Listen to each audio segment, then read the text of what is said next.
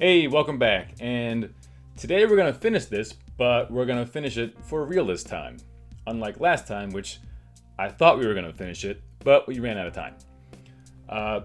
So the first thing we're going to do today is I've made a decision on those the text on her costume, and I decided to get rid of it. I ultimately think that it's just too much. It's not really working. And yes, it does make her look like a NASCAR driver. So we don't want that. So we're gonna get rid of the text. Okay, so I think I want to add a little bit of like a brushed metal texture to the fore and the background here. Select all, copy that.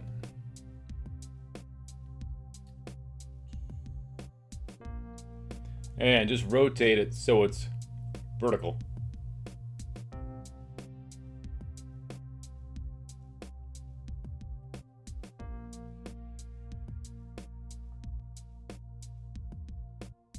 Just stretch it to fit. So let's put that on maybe overlay. So let's zoom in here.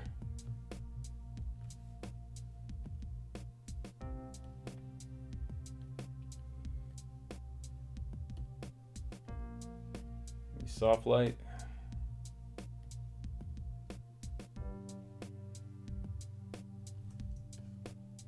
Just want a very,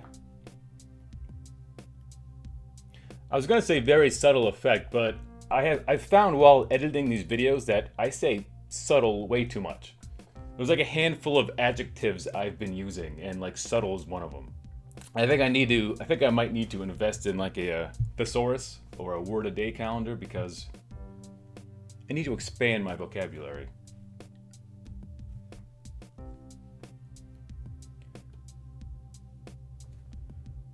So that's not bad. I also say not bad a lot. When I like something, I say, that's not bad. I had no idea how much I repeat myself until I started editing these videos. But it's all good.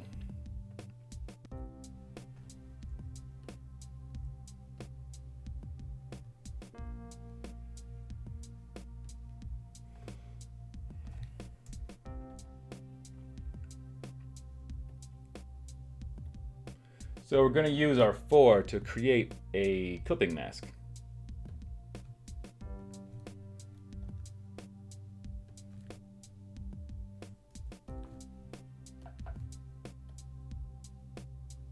All right. So no, that's just on our fore. But it's a little too much texture. And maybe in the back, I want to use like a circular brushed metal pattern. So let's see how this works.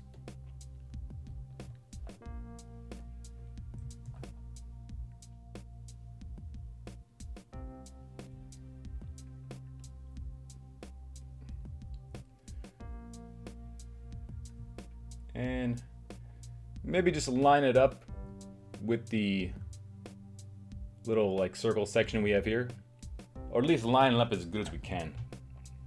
It may not line up perfectly.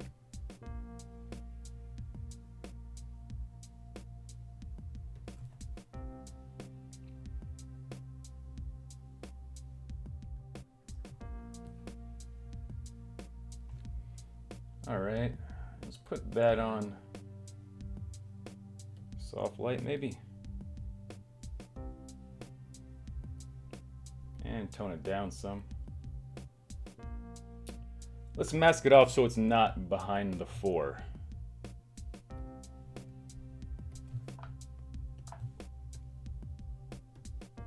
Because I already have my vertical texture on the fore, and the fore is a little transparent so you can see the curved brushed metal overlapping with the vertical brushed metal, and it's just kind of weird looking.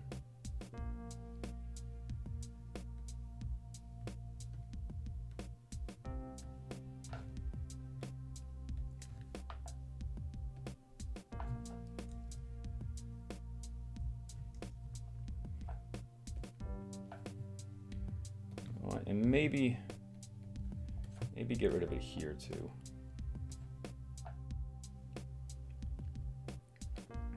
All right, so let's move on from the background for now. So I'm gonna make her like partially invisible, and I'm not totally sure how I want to show that effect yet. I'm gonna need to play around a little bit. Scratch that. I'm gonna do one more thing first. I'm not totally satisfied with the edge of his hair here, so let me see if I can't fix that up.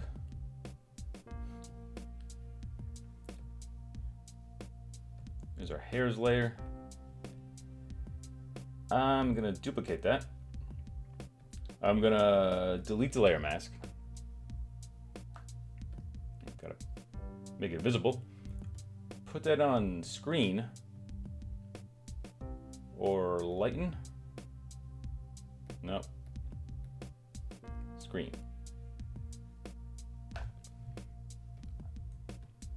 And that'll knock out our blacks and only show our whites.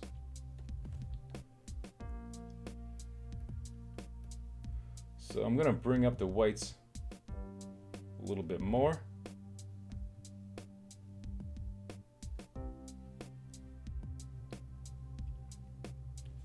And so let's mask off the hair so only those edges on screen will show.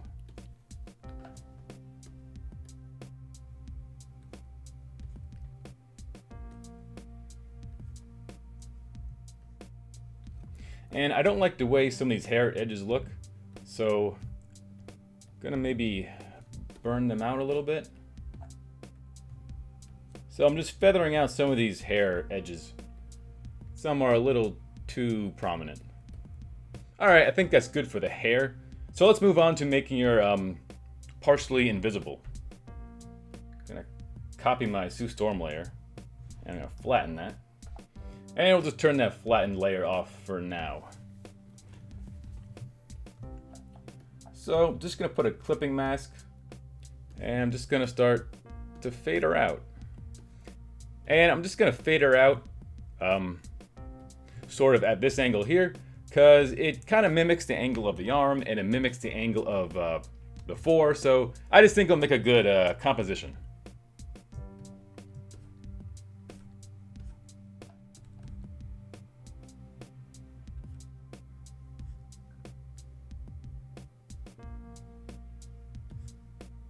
All right, let's work with that for now.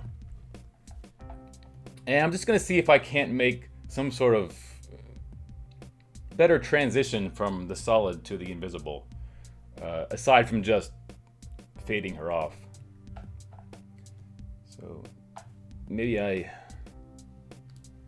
desaturate that and put it on like screen.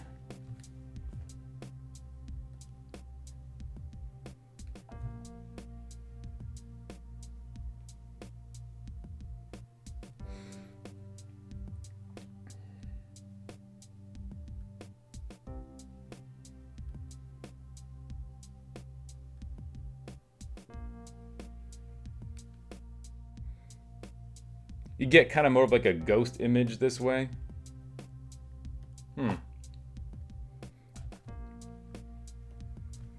Let's try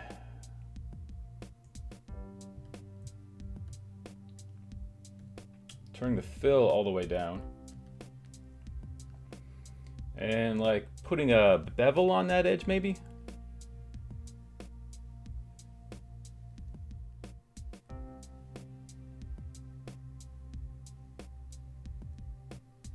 Just a slight little kind of hint of her outline.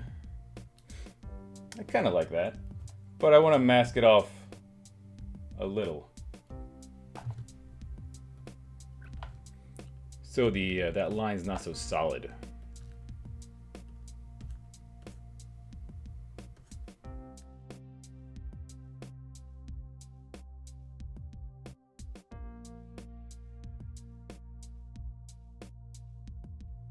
Now let's start playing with the color a little bit.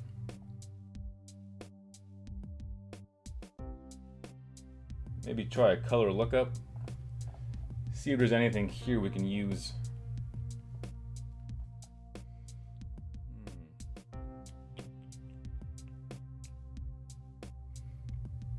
futuristic bleak. That's kind of interesting. Maybe a little of that, but toned down some. Give it a bit of a blue cast. I like that. I do like that. You know, I'm thinking, I just noticed this, and yeah, I'm thinking that we don't need this little piece down here. I think that's kind of useless. So let me just put a mask on our hair group, and I'm just gonna get rid of that.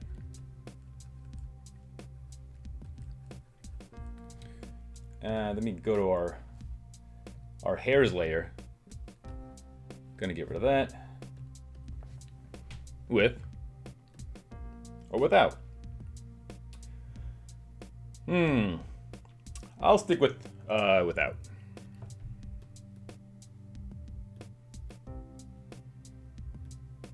Gotta fix my mask here though.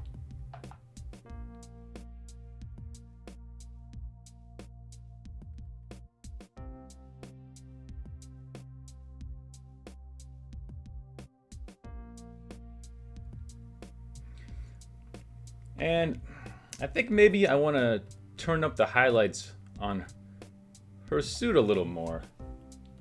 So let's try doing that.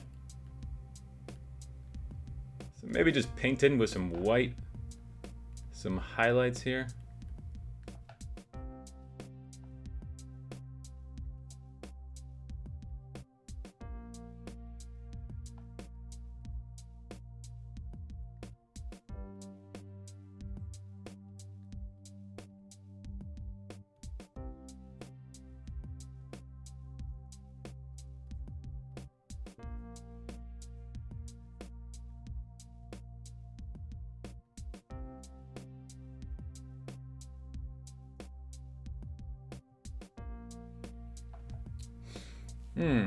Just trying to think. Are we done yet?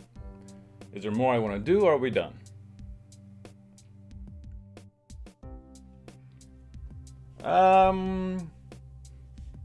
Yeah, sure. Let's call it done. Let's just call this piece done. Let's not overthink it. Let's not make it overly complicated. Let's just call it done and move on. So, two main takeaways from our Sue Storm process here is one,